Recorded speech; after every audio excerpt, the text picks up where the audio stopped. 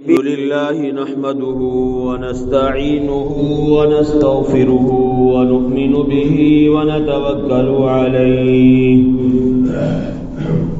ونعوذ بالله من شرور أنفسنا ومن سيئات أعمالنا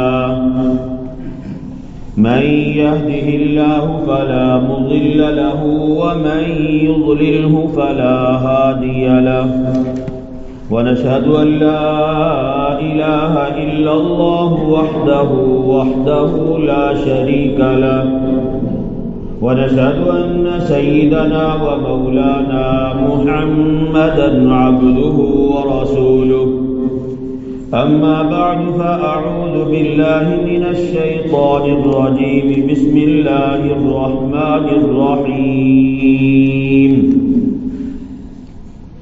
يا أيها الذين آمنوا كتب عليكم الصيام كما كتب على الذين من قبلكم لعلكم تتقون وقال تعالى في مقام آخر تتجافى جنوبهم عن المضاجع يدعون ربهم خوفا وطمعا صدق الله العظيم وبلغنا رسوله النبي الكريم ونحن على ذلك لمن الشاهدين والشاكرين والحمد لله رب العالمين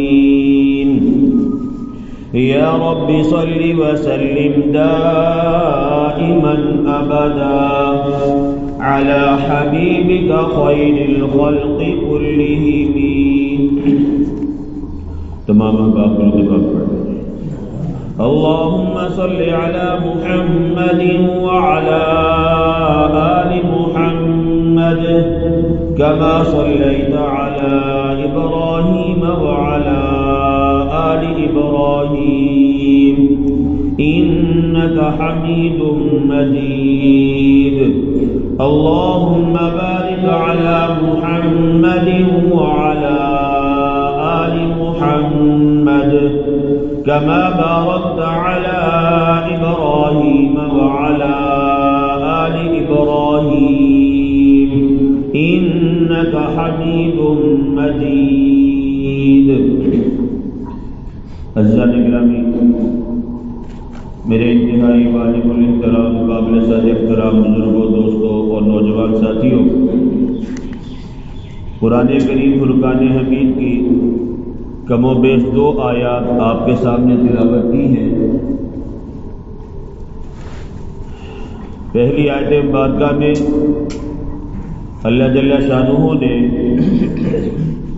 رمضان المبارک کے روزوں کے بارے میں فرمایا کہ اے ایمان والو، ہم نے تمہارے اوپر روزوں کو فرض کیا ہے جیسا کہ ہم نے تم سے پہلی قوموں پہ بھی روزوں کو فرض کیا تھا۔ اور آگے غرض بتلائی ہے کہ رمضان کا روزہ اللہ نے فرض کیوں کیا ہے۔ کیا اس مہینے میں خزانوں میں کوئی معاذ اللہ کمی آ جاتی ہے جو اللہ کہتا ہے صبح سے لے کے شام تک بھوکے پیاسے رہو، یا کوئی اور حکمت ہے؟ تو اللہ تبارک و تعالیٰ نے اس بات کو بیان فرمایا کہ روزے ہم نے اس لیے فرض کیے ہیں لعلکم تتقون، تاکہ تمہارے دلوں میں اللہ تعالیٰ کا ڈر اور خوف پیدا ہو جائے۔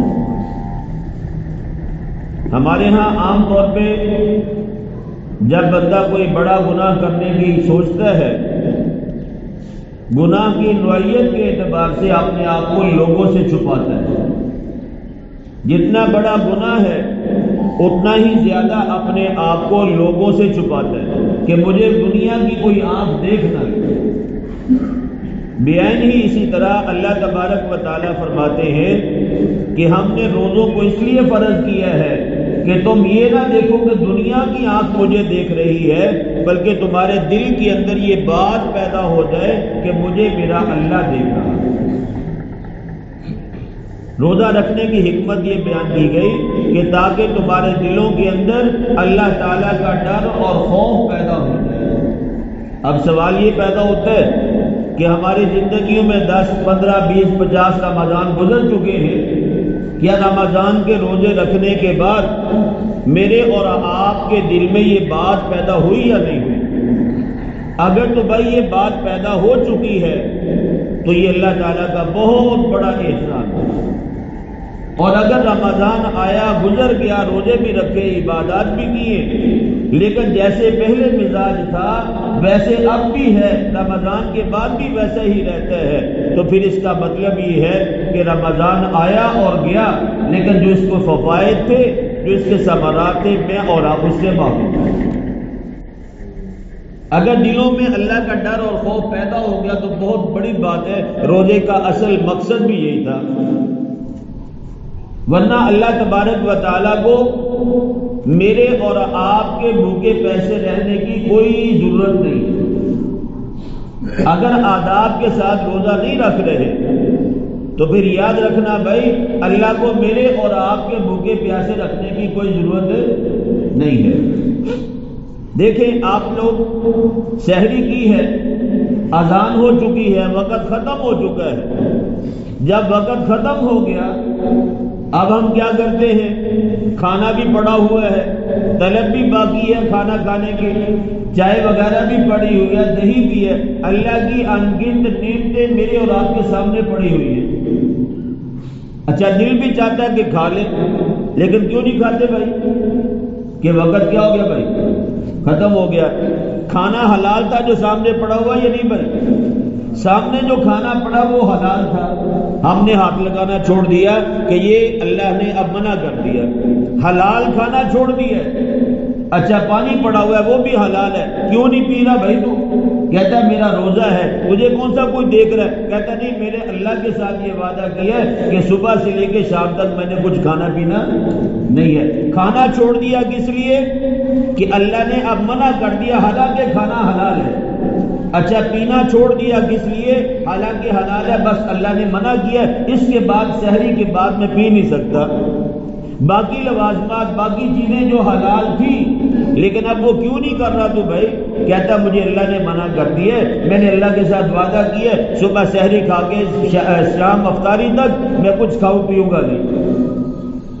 اچھا یہ جو کھانا تھا، جو پینا تھا، جو دودھ تھا، چائے تھا، جو بھی تھا، یہ حلال تھا یا نہیں بھائی؟ جب آپ نے کھانا چھوڑ دیا اس وقت بھی وہ حلال ہے یا نہیں؟ کسی عارض کی وجہ سے ہم نہیں کھا رہے کہ سحری کا وقت ختم ہو گیا، ورنہ کھانے سے اللہ نے یہ نہیں کہا کہ یہ کھانا حرام ہو گیا، کھانے سے منع کیا ہے۔ ہم نے حلال چیز چھوڑ دی، حلال پینا چھوڑ دیا، کس لیے؟ کہ اب اللہ نے منع کر دیا کھانے پینے سے۔ اچھا اب ایمانداری سے بتاؤ بھائی کہ غیبت کرنا جائز ہے؟ چغلی کرنا جائز ہے؟ بد نظری، غیر محرم کو دیکھنا یہ جائز ہے؟ روزہ رکھ کے ہم یہ چیزیں نہیں چھوڑتے، جو چیزیں حرام ہیں، غیبت، چغلی، حسد، کینہ، بغض، یہ چیزیں اللہ نے حرام قرار دی ہیں، روزہ رکھ کے ہم ان کو نہیں چھوڑتے، لیکن روزہ رکھ کے کھانا پینا جو حلال چیزیں ہیں ہم ان سے تو رک جاتے ہیں کہ اللہ نے منع کیا۔ جس اللہ نے میرا بھائی یہ کھانے پینے کی حلال اشیاء سے ایک مخصوص وقت میں منع کر دیا، تم کھا پی نہیں سکتے اس لیے کہ تمہارا روزہ ہے، بعین ہی اسی طرح میں اور آپ اللہ کی حرام کردہ جو چیزیں ہیں اگر وہ روزہ رکھنے کے بعد بھی کریں گے تو یاد رکھنا بھوکا پیاسے کے علاوہ مجھے اور آپ کو کچھ حاصل نہیں ہوگا، اس روزے پہ ملنے والا اجر نہیں ہے۔ جو حرام چیزیں سال کے 12 مہینے تھی وہ تو چھوڑی نہیں ہے، اور جو حلال چیزیں تھی اس لیے چھوڑ دی کہ میں نے روزہ رکھا ہے۔ جیسے بھائی کھانا پینا جائز نہیں ہے روزے کی حالت میں، سال کے 12 مہینے اسی طرح کسی کی غیبت، چغلی، بد نظری یہ چیزیں کرنا بھی جائز، روزے کے ہوتے ہوئے بھی جائز نہیں، روزے کے علاوہ بھی جائز نہیں۔ کتنا بڑا دھوکہ ہے، کتنی بڑی میری اور آپ کی یہ غلط فہمی ہے کہ جو چیزیں حلال ہیں ہم کھا سکتے ہیں، ہم ان کو تو چھوڑ دیتے اللہ کا حکم سمجھ کے، لیکن اللہ نے سال کے 12 مہینے جو چیزیں حرام قرار دی ہیں ہم ان کو اللہ کا حکم سمجھ کے چھوڑتے نہیں۔ تو پھر فائدہ پھر میں نے عرض کیا کہ سوائے بھوکا پیاسا رہنے کے روزے کا اور کوئی فائدہ نہیں ہے۔ اس لیے آپ یہ کوشش فرمایا کریں کہ جو حلال چیزیں روزے کی حالت میں ہم نے چھوڑ دی ہیں تو ہم حرام سے کیوں نہ بچیں۔ بہترین طریقہ کار ہے، بہت آسان ہے، جو مقصد کی بات ہے وہ زبان سے کرے، باقی زبان کو تالا لگائے۔ صبح سے شام تک آپ اس کی کوشش کریں، کوئی چیز لینے گئے آپ لے لیں، ٹھیک ہے بھائی، کوئی چیز بیچنے کی آپ بیچیں، ٹھیک ہے، کسی کی بات کرنے کی ہمیں ضرورت ہی نہیں ہے۔ ایک آدمی سے آپ نے کوئی چیز مانگی، وہ کہتا نہیں ہے، اب دل میں خیال ہے یہ میرے ساتھ جھوٹ بول رہا ہے، یہ بدگمانی اور بدگمانی جائز نہیں ہے، ٹھیک ہے بھائی، نہیں ہوگی بات ختم ہے۔ تو اپنی زبان کو، اپنی آنکھ کو، اپنے کانوں کو جیسے حلال چیزیں کھانے سے روکتے ہیں روزے کے دوران، اسی طرح ان چیزوں سے بھی اپنے آپ کو بچائیں۔ اگر میں اور آپ کامیاب ہو گئے اس مشق میں تو یاد رکھنا بھائی، ہم سے بڑا ولی کوئی نہیں ہوگا۔ ہم اللہ کے دوست بن سکتے ہیں اگر ہم اپنے اعضاء و جوارح کو حرام چیزوں سے بچا لیں۔ اور یہ بات میں نے عصر کے بعد بھی درس میں کی تھی کہ روزے کی اصل جو روح ہے وہ یہ ہے کہ بندہ گناہوں سے بچنا شروع کرے۔ سب سے بڑا مجاہدہ، سب سے بڑا اللہ کا دوست بننے کا جو طریقہ کار وہ یہ ہے کہ بندہ گناہوں سے اپنے آپ کو بچا لے۔ چاہے نوافل کم ہے، نفلی عبادات ذکر اذکار بہت کم کرتا ہے، لیکن گناہوں سے بچ رہا ہے۔ تو یہ گناہوں سے بچنا اصل روزے کی روح اور روزے کا مغز ہے کہ بندہ گناہوں سے اپنے آپ کو بچانے میں کامیاب ہو جائے۔ دوسرے نمبر پہ قرآن کریم کی ایک آیت مبارکہ آپ کے سامنے تلاوت کی ہے کہ تتجافى جنوبهم عن المضاجع يدعون ربهم خوفا وطمعا۔ اس آیت مبارکہ میں اللہ تبارک و تعالیٰ نے ان لوگوں کی تعریف بیان فرمائی ہے جو اللہ کے سامنے اس وقت اٹھ کے سجدہ ریز ہوتے ہیں جب ساری مخلوق سوئی ہوتی ہے۔ اور وہ کون سا وقت ہے بھائی؟ جی، تہجد کا وقت ہے، سحری کا وقت ہے۔ سحری کے لیے تو ہم نے اٹھنا ہی ہوتا ہے۔ اگر 15-20 منٹ آدھا گھنٹہ پہلے اٹھ جائے، مصلی بچھا کے تنہائی میں بیٹھ کے اللہ سے باتیں کر لیں، اللہ سے راز و نیاز کر لیں، تو اللہ تبارک و تعالیٰ نے تتجافى جنوبهم عن المضاجع، اس کا معنی اپنے الفاظ کے اعتبار سے یوں ہے، اللہ کہتا ہے میرے پیارے بندے وہ ہیں، میرے لاڈلے بندے وہ ہیں جو اپنے بستروں کے ساتھ بے وفائی کر دیتے ہیں میرے ساتھ وفا کرنے کے لیے۔ یعنی نیند کا غلبہ ہے، ابھی سردیاں کچھ گزر تھوڑی بہت باقی ہے، بسترا بھی گرم ہے، بیگم بھی پاس ہے، سارے معاملات ہیں، بچے بھی پاس ہے، اٹھنے کو جی نہیں چاہتا، لیکن اللہ کی محبت کے لیے یہ بستر کو اتار کے سائڈ پہ کر دیتا ہے اور وضو کر کے اللہ کے سامنے کھڑا ہو جاتا ہے۔ اللہ کہتا ہے ان نے ساری چیزوں کو بے وفا سمجھا، اگر اس نے وفادار سمجھا تو صرف مجھے سمجھا، اس لیے سب کو چھوڑ کے میری دربار میں آ کے کھڑا ہو گیا۔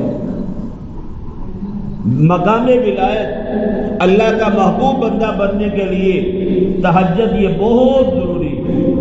ایک آدمی کہے میں اللہ کا ولی بن جاؤں، اللہ کا پیارا لاڈلا بن جاؤں اور میں تہجد میں نہ اٹھوں، یہ ناممکن ہے۔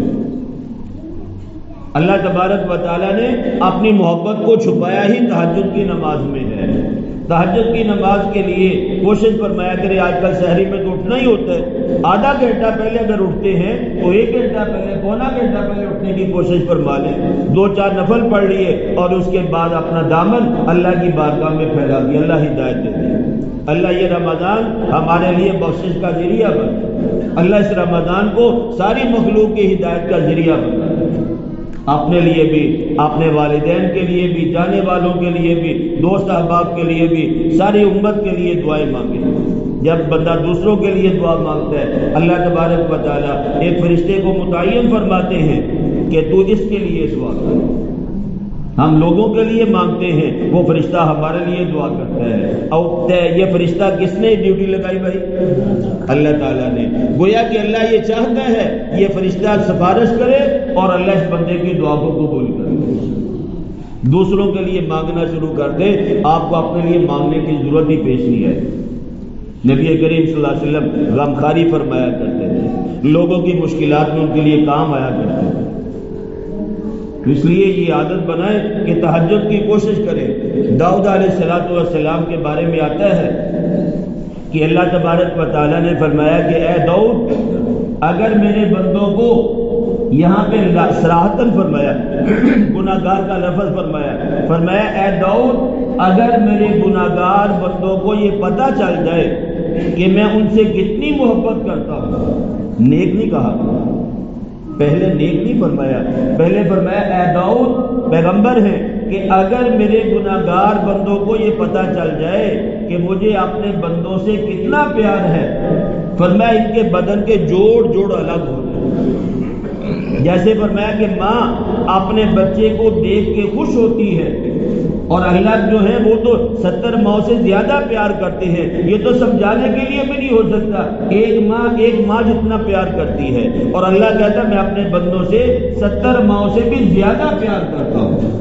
فرمایا اے داؤد، یہ جو میرے گناہگار بندے ہیں، اگر ان کو یہ بات پتہ چل جائے کہ ان کا اللہ ان سے کتنی محبت کرتا ہے، یہ چیز ان سے برداشت ہی نہ ہو اور ان کے بدن کے جوڑ الگ ہو جائے، تو فرمایا یہ اندازہ لگاؤ کہ میں گناہگاروں سے اتنا پیار کرتا ہوں، تو جو میرے فرما بردار ہیں، میرے لاڈلے ہیں، میرے پیارے ہیں، اے داؤد بتاؤ میں ان سے کتنی محبت کرتا ہوں۔ بات سمجھ میں ایک نہیں بھائی، ہم گناہگار ہیں، اس میں شک نہیں ہے، قدم قدم پہ خطائیں ہو جاتی ہیں، لیکن اللہ تبارک و تعالیٰ کی محبت کی وجہ سے اللہ کے عذاب سے بچے ہوئے، اور اللہ کہتا ہے میں گناہگاروں سے بھی بڑا پیار کرتا ہوں۔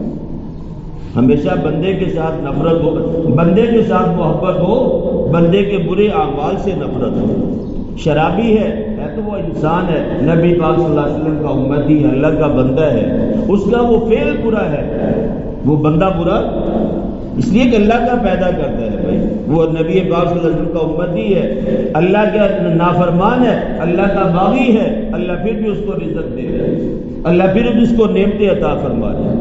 اس لیے داؤد علیہ السلام سے اللہ تبارک و تعالیٰ نے یہ بات ارشاد فرمائی کہ داؤد میں اپنے گناہگار بندوں سے اتنا محبت کرتا ہوں کہ میرے بندوں کو اس بات کا اندازہ بھی نہیں ہے۔ جب میرا پیار گناہگار بندوں سے اتنا ہے تو جو میرے لاڈلے ہیں، جو میرے پیارے ہیں، جو میری مان کے زندگی گزارتے ہیں، میرے محبوب کے نقش قدم پہ چلتے ہیں، اے داؤد بتاؤ میں ان سے کتنی محبت کرتا ہوں گا۔ ایسی بات ہے بے مثال ہے۔ اس محبت کی وجہ سے میں اور آپ اللہ کے باغی ہونے کے باوجود اللہ سے بچے ہوئے۔ نبی کریم صلی اللہ علیہ وسلم نے اللہ تبارک و تعالیٰ سے دعائیں مانگی، ان میں ایک دعا پتہ کون سی ہے بھائی؟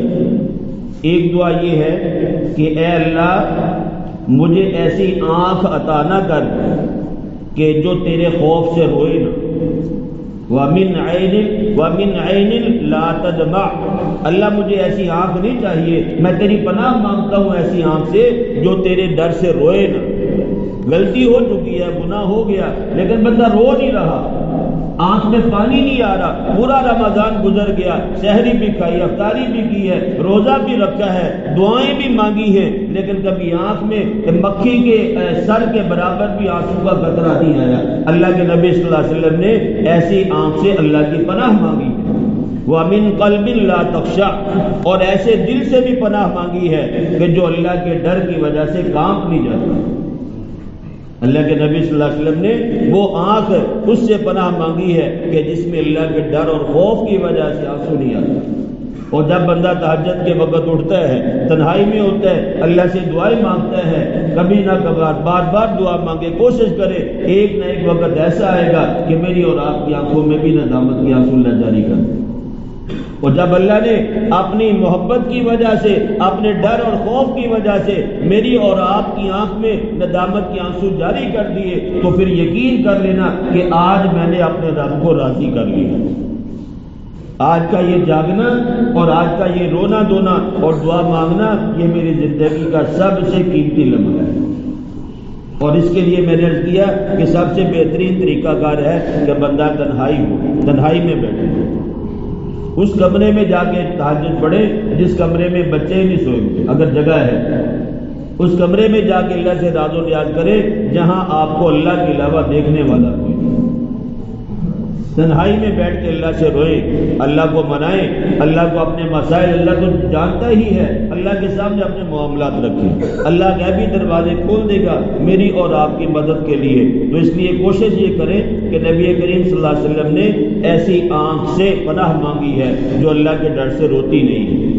گناہوں پہ تو ہے دلیری ہے لیکن روتا نہیں ہے، گناہوں پہ دلیری ہے لیکن دل اللہ کے خوف سے کانپتا نہیں ہے، یہ دل سخت ہو چکا ہے۔ حالانکہ اللہ تبارک و تعالیٰ نے قرآن کریم میں پتھروں کی مثال بیان فرمائی ہے، پہلا سپارہ ہے سورہ بقرہ ہے، فرمایا پتھر بھی اللہ کے خوف کی وجہ سے بعض اوقات کے اندر سے پانی نکلنا شروع ہو جائے، وہ پھٹ جاتے ہیں جب ان کے اوپر خشیت الہی غالب آ جاتی ہے۔ اللہ کی رحمت سے اور امید بھی رہنا ہے اور اللہ کے عذاب سے کیا کرنا ہے بھائی؟ ڈرنا بھی ہے۔ ڈریں گے تو گناہوں سے بچیں گے، امید باقی رہے گی تو اللہ کی رحمت سے اللہ کے قریب ہوتے چلے جائیں گے۔ اس لیے نبی کریم صلی اللہ علیہ وسلم ایک صحابی کے پاس تشریف لے گئے، ان کا آخری وقت تھا، تو پھر پوچھا نبی کریم صلی اللہ علیہ وسلم نے بتاؤ بھائی دل کی کیفیت کیا ہے؟ تو پھر عرض کی یا رسول اللہ دل میں اللہ کی رحمت کی امید بھی ہے اور اللہ کے عذاب کا ڈر بھی ہے۔ تو فرمایا یہ دونوں چیزیں جس دل میں جمع ہو جائے اس دل کے اندر ایمان باقی رہتا ہے۔ ہمارے ہاں اللہ کی رحمت سے امید تو بہت ہے لیکن اللہ کے عذاب سے ڈر ختم ہو چکا ہے۔ اللہ کا ڈر ہمارے دلوں سے کیا ہو گیا بھائی؟ آہستہ آہستہ ختم ہوتا جا رہا ہے۔ تو اس لیے بھائی کوشش یہ فرمائیں کہ یہ رمضان کی گھڑیاں ہیں، بابرکت گھڑیاں ہیں، اللہ تبارک و تعالیٰ کا کروڑا مرتبہ احسان ہے کہ اس نے زندگی میں دوبارہ مجھے اور آپ کو یہ قیمتی لمحات عطا فرمائے۔ ان کو جتنا قیمتی بنا سکتے ہیں بنا، سارا دن باوجود رہنے کی بس کریں، اللہ رزق کی پریشانیاں یہ مالی تنگی وضو کی برکت سے ختم فرما دیں۔ اور پھر کوشش کریں، پہلے بھی ایک دفعہ کیا تھا کہ تسبیح کا ہاتھ میں رکھنا یہ بندے کے لیے یعنی اس کی نشانی نہیں ہے کہ یہ دکھلاوا کرنا، ریاکاری نہیں ہے، بلکہ تسبیح نیت سے اپنے ہاتھ میں رکھیں تاکہ یہ یاد دہانی رہے میں اللہ کا ذکر کرتا ہوں۔ گھر سے ایک بیان سن رہا تھا، اللہ والے بہت ہو چکے، وہ فرماتے ہیں کہ اب جو بندہ روزانہ 1200 مرتبہ استغفر اللہ پڑھے، کم سے کم 1200 اور زیادہ سے زیادہ 12,000 مرتبہ فرمایا روزانہ تم استغفار پڑھو، اللہ تمہارے غیب سے سارے معاملات کو حل کر دے۔ اور 1200 مرتبہ استغفار پڑھنا کوئی مشکل گھنٹوں کا کام نہیں ہے، زیادہ سے زیادہ آدھا گھنٹہ لگے گا۔ تسبیح آپ کے ہاتھ میں ہو، تسبیح آپ کو خبردار خود ہی کرتی رہتی ہے، استغفر اللہ استغفر اللہ یہ پڑھ استغفر اللہ الذی لا الہ الا هو الحی القیوم واتوب الیہ، یہ پڑھ استغفر اللہ ربی من کل ذنب واتوب الیہ، یہ پڑھ۔ اللہ تبارک و تعالیٰ کو منانے کا بہترین حل، بہترین طریقہ، بہترین نسخہ توبہ اور استغفار۔ میری اور آپ کے اعمال، میری اور آپ کی نماز، میری اور آپ کے روزے، میری اور آپ کی تراویح میں اتنی جان نہیں ہے کہ یہ اللہ کو منا دے، ناقص ہم نہیں ہے، ہماری عبادات بھی ناقص ہیں اور اللہ کی ذات بھی کامل ہے، لہٰذا اللہ کی شایان شان میں آپ کی عبادت تو نہیں کر سکتے لیکن یہ کہ اللہ کے سامنے اپنی عاجزی اور بے بسی کا اظہار ضرور کریں۔ اور اللہ تبارک و تعالیٰ کو بندے کی عاجزی بڑی پسند ہے۔ کسی کے پاس بندہ ملازم ہو، ملازم سے کوئی غلطی ہو جائے، اسے پتہ چل جائے میں غلط ہوں، جا کے اپنے آقا سے، اپنے بڑے سے جا کے کہہ دے میں نے غلطی کی ہے، میں اپنی غلطی کو مانتا ہوں، مجھے معاف کر دوں۔ جو بندہ فطرت پر ٹھیک ہے وہ اس کی غلطی کو کہتا ہے اس سے ماننے کو چھوڑ دیتا ہے، نقصان بھی چھوڑ دیتا ہے کہ صاحب اس نے اپنی غلطی کیا کر لی ہے، مان لی۔ تو اللہ تبارک و تعالیٰ کو یہ عاجزی، اللہ تبارک و تعالیٰ کو بندے کا مان لینا اپنی غلطی خطا کو، اللہ تبارک و تعالیٰ کو بندے کا یہ عمل بڑا ہی پسند ہے۔ اس لیے فرمایا کہ روزانہ کے اعتبار سے کم از کم استغفر اللہ دل کی حضوری کے ساتھ ہو کہ میں اللہ سے معافی مانگوں۔ اگر دل کی حضوری نہیں بھی ہے کچھ بھی پڑھتے رہے، چھوڑے نہیں، ایک نہ ایک وقت ایسا آئے گا کہ میرا اور آپ کا دل بھی اللہ کی طرف متوجہ ہو جائے گا کہ میں اپنے رب سے معافی مانگوں۔ یہ اس کی نعمت ہے بھائی کہ اس نے مجھے اور آپ کو اپنے گھر میں آنے دیا ہے، یہ اس کی نعمت ہے، یہ اس کی رضامندی ہے، یہ اس کی خوشی ہے، اس کی چاہت ہے کہ میری اور آپ کی زبان پہ اللہ نے اپنا ذکر جاری کر دیا۔ اور رمضان المبارک میں شیطان تو قید کر دیا جاتا ہے، بندے کی طبیعت بھی چاہتی ہے کہ میں نیک اعمال زیادہ سے زیادہ کروں، اسی کی نشانی ہے کہ مسجد میں پہلے سے زیادہ پڑھنا ہے۔ اگر یہ کام غلط ہے کہ ایک مہینے کے لیے آئیں پھر چلے جائیں چھوڑ دیں، ایسا نہیں، یہ کام ٹھیک نہیں ہے، لیکن اس مہینے میں بھی اگر آ رہے ہیں تو یہ بھی اللہ نے اپنی نظر رحمت میرے اور آپ کے اوپر ڈالی ہے، اس لیے تو میں اور آپ اسی گھر میں آ گئے۔ اور رمضان المبارک کے 4 اعمال زیادہ نبی کریم صلی اللہ علیہ وسلم نے اس کی ترغیب دی ہے۔ فضائل اعمال میں فضائل رمضان میں بھی اس کو ذکر کیا گیا ہے۔ 2 کام زیادہ کرنے کے ہیں۔ پہلے نمبر پہ ہے کلمہ طیبہ، لا الہ الا اللہ، لا الہ الا اللہ، اس کا ذکر زیادہ کریں، جتنا زیادہ ہو سکے اللہ تعالیٰ کا ذکر ہو۔ اور دوسرے نمبر پہ تلاوت قرآن ہے۔ اور 2 اعمال جو اللہ تبارک و تعالیٰ سے مانگنے، ایک ہے جنت کی طلب اور دوسرا ہے جہنم سے خلاصی۔ اللہم انی اسألک الجنہ واعوذ بک من النار، اللہم انی اسألک الجنہ واعوذ بک من النار، اللہم اجرنی من النار۔ اپنے الفاظ میں مانگے، یا اللہ جنت کا مستحق بنا دے، یا اللہ میرے لیے جنت الفردوس کا فیصلہ فرما دے، اللہ جہنم کی آگ سے مجھے بچا لے۔ عربی کے کلمات یاد ہو جائے تو یہ تو ذہن نصیب ہے، کیونکہ یہ وہ دعائیں ہیں جو نبی کریم صلی اللہ علیہ وسلم کے مبارک یعنی زبان مبارک سے نکلے ہوئے کلمات، ان کی ایک اپنی چاشنی ہے، ان کی ایک اپنی لذت ہے۔ اگر یہ دعائیں نہیں یاد ہوتی تو اپنی زبان میں ہی اللہ سے مانگ لیں، یا اللہ آپ سے جنت کا سوال کرتا ہوں۔ جنت میں بھی آپ صلی اللہ علیہ وسلم نے فرمایا کہ جنت الفردوس اللہ سے مانگا ہو، یا اللہ جنت الفردوس کو یعنی جنت الفردوس کا سوال ہے، میرے لیے جنت الفردوس کا فیصلہ کرنا ہے، یا اللہ جہنم کی آگ سے اپنے نبی کی ساری امت کو بچانا۔ دعا کرتے ہیں نا بھائی، دعا کرنے کیا کرنے، اللہ تبارک و تعالیٰ سے کیوں کہا کرے۔ اللہ والوں کی کلمات میں بڑے مجرب لگتے ہیں، اللہ جو بھی ہوں، گناہ گار بھی ہوں، خطا کار بھی ہوں، سارے معاملات سب اپنے بچے مانگتا ہوں، اللہ تیرا بندہ ہوں، تیرے نبی کا امت ہوں۔ اس نسبت کی لاج رکھتے ہوئے اللہ میرے دامن کو بتا، اللہ تو مجھ سے راضی ہو گیا، ساری امت پہ یا اللہ ہدایت کے امن کے فیصلے فرما دے، ہمارے ملک کو ترقیات سے مانگنا۔ دعا کرتے ہیں، دعا کی آخر میں یہ نسبت اپنی زبان سے کہا کرے، تاکہ میرے اور آپ کے دل میں بھی یہ بات پیدا ہو کہ میں اپنے رب کا بندہ ہوں اور نبی کریم صلی اللہ علیہ وسلم کا امت ہوں۔ اگر یہ نسبت یاد آ جائے، اگر یہ نسبت کا استحضار ہو جائے، پھر بندہ جب گناہ کرتا ہے نا، کرنے سے پہلے یہ بات دل میں آتی ہے کہ وہ اللہ کا بندہ ہے، وہ اپنے رب کو ناراض کر رہا ہے، وہ نبی کی سنت کو توڑ رہا ہے، کل کس منہ سے اپنے نبی کے سامنے کھڑا ہے۔ ٹھیک ہے بھائی، اس لیے دعا بھی کرے، زیادہ سے زیادہ دعا کرے۔ ہم نے اپنے رب سے مانگنے کا جو رشتہ ہے نا بھائی، یہ بالکل توڑنے کے قریب کرنا ہے۔ یہ پہلے بھی کئی دفعہ یہ باتیں ذکر کی ہے، اور آپ کو بھی اس بات کا اندازہ ہے کہ ہم اللہ سے دعا کتنی دیر تو نہیں مانگتے۔ حالانکہ نبی کریم صلی اللہ علیہ وسلم نے کیا فرمایا، الدعاء مخ العبادہ، جس بندے کے کھوپڑی میں دماغ ہے وہ بندہ نہیں، جس کی کھوپڑی میں دماغ نہیں وہ کیا کرے، بولو پاگل۔ اور عبادت کا مغز نبی کریم صلی اللہ علیہ وسلم نے دعا کرنا ہے، تلاوت قرآن کرتا ہے لیکن اللہ سے مانگتا نہیں ہے، ذکر اذکار کرتا ہے، نمازیں پڑھتا ہے لیکن اللہ سے مانگتا نہیں ہے۔ تو اصل جو عبادت ہے وہ بھی، اور مانگنا اللہ سے یہ بھی عبادت ہے۔ اصل عبادت کا مغز، عبادت کی روح فرمایا ہوا ہے، اللہ سے مانگنا سیکھے، اللہ سے مانگنا سیکھے۔ اگر اللہ سے مانگنا آ گیا تو ساری طرح سے اللہ کے اعتراض کر کے اپنے در کا سوالی بنا، اور جو اللہ کے در کا سوالی بن جاتا ہے اللہ تبارک و تعالیٰ کی نظر میں وہ پیارا بن جاتا ہے، اللہ سارے لوگوں کی نظروں میں اس کو محبوب بنا دیتا ہے۔ لیکن جو در در سے مانگنا شروع کر دے وہ لوگوں سے بھی دور ہو جاتا ہے، اللہ سے تو پہلے ہی دور ہو چکا ہے۔ اس لیے یہ رمضان المبارک کا مہینہ ہے۔ ایک تو یہ میں نے گفتگو کا خلاصہ سنے، ایک بات یہ عرض کی ہے کہ اللہ نے روزے مدد کیے ہیں، تراویح لازم ہے، اس کی پابندی کریں، اور دوسرے نمبر پہ تہجد کا ضرور تہجد کے وقت بندہ اس کے روتا ہے، اللہ تبارک و تعالیٰ بہت جلدی اس بندے کو اپنا قرب نصیب فرما دے، جو تہجد میں اس کے روتا ہے اللہ کے ساتھ۔ اور یہ کوشش کرے. اگر حضرت بکر صدیق رضی اللہ تعالیٰ عنہ کا قول ہے کہ رونے کی کوشش کرو.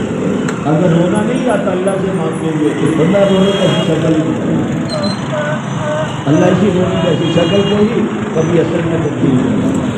اللہ کے سامنے رونے میں جو اللہ نے لذت رکھی ہے یہ کسی اور چیز میں نہیں رکھی. جہنم کی جو آگ ہے یہ بہت زیادہ تپش والی ہے، بہت زیادہ حرارت والی ہے.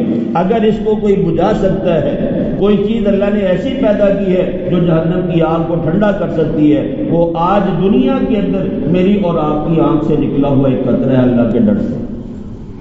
یہ اللہ کے غصے کو اور جہنم کی دہتی ہوئی آگ کو بجھا سکتا ہے. حدیث مبارکہ میں آتا ہے کہ جب بندہ مر جائے گا اللہ کے سامنے حشر میں جا کے کھڑے ہوں گے، گناہگار کو سامنے دوزخ نظر آئے گا، یہ روئے گا، یہ اتنا روئے گا کہ اس کی آنکھوں سے پانی ختم ہو جائے گا، پھر آنسو خون آنا شروع ہو جائے گا.